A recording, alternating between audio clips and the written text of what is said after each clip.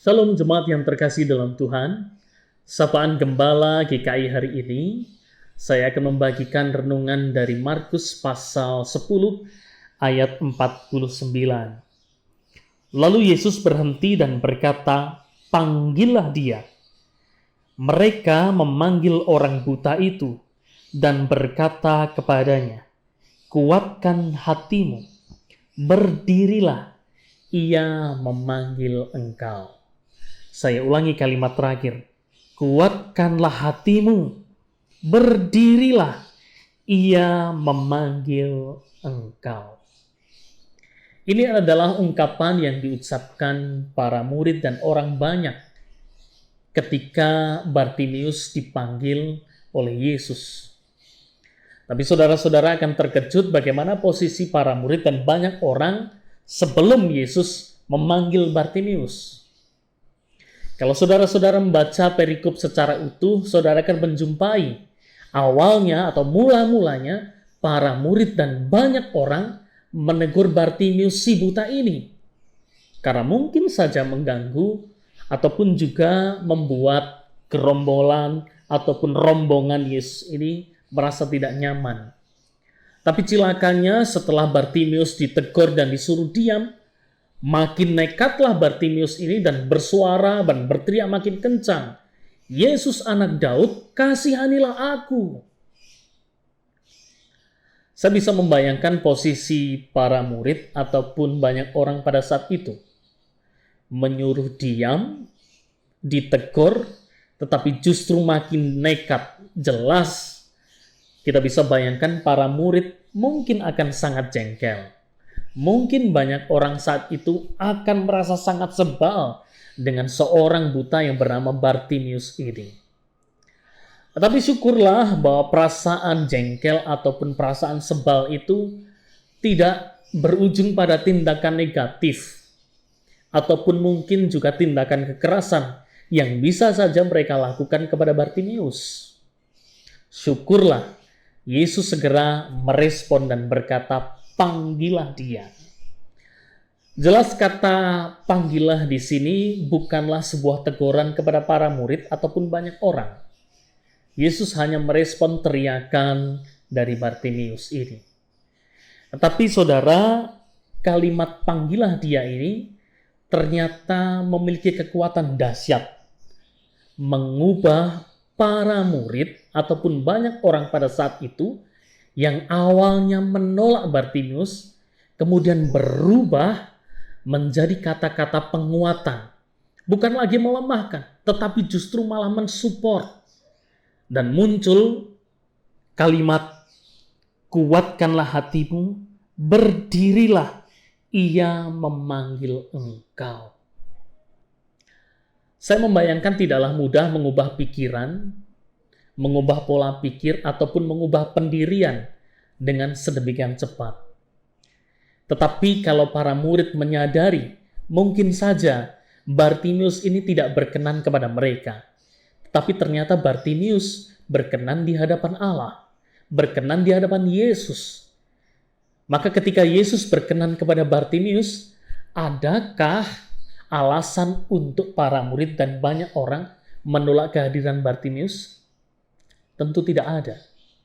Karena itulah banyak orang dan juga para murid segera mengubah cara pandang, sudut pikir mereka tentang Bartimius. Mereka tidak lagi melemahkan. Mereka tidak lagi membuat Bartimius diam. Tetapi justru mensupport, "Kuatkanlah hatimu, berdirilah, ia memanggil engkau." Nah saudara, coba bayangkan atau mungkin saudara posisikan diri sebagai Bartimius. Anda buta sudah sejak lama dan memohon kemurahan Tuhan untuk dapat melihat. Dan hanya ada satu kesempatan ketika Yesus itu lewat. Dan kesempatan itu pun tidak berjalan mulus karena berhadapan dengan rintangan yang banyak. Para murid dan banyak orang yang menegur saudara-saudara. Tapi karena Anda seorang yang lemah secara fisik tetapi kuat secara iman, maka iman itu mendorong Anda untuk melampaui kekuatan Anda. Hingga pada akhirnya Tuhan pun berkenan dan menyembuhkan saudara-saudara. Tetapi coba bayangkan, dari rintangan-rintangan tadi yang awalnya itu melemahkan saudara, menegur saudara, menyuruh saudara untuk diam, tiba-tiba berubah, mensupport saudara, memberi kekuatan. Justru di sanalah langkah Anda menuju kepada Kristus, menuju Yesus makin kuat. Ada pesan yang bisa kita pelajari. Anda bisa mengambil peran sebagai para murid, ataupun juga banyak orang yang awalnya menegur Bartimius. Tapi pada akhirnya Anda bisa berubah. Dan perubahan Anda itu bukanlah sebuah kesalahan. Karena faktanya, perubahan pikiran dari menegur, menyuruh diam, menjadi kuatkanlah hatimu, berdirilah, ia memanggil engkau, justru membuahkan hasil yang luar biasa.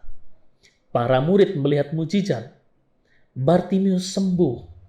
Bukan hanya sembuh begitu saja, tetapi Yesus mengapresiasi dan berkata, imanmu menyelamatkanmu. Saya mencoba memposisikan diri sebagai seorang murid yang mungkin awalnya sulit menerima, tetapi saya menjadi benar ketika saya mengambil keputusan dan berkata, kuatkanlah hatimu, berdirilah, ia memanggil engkau.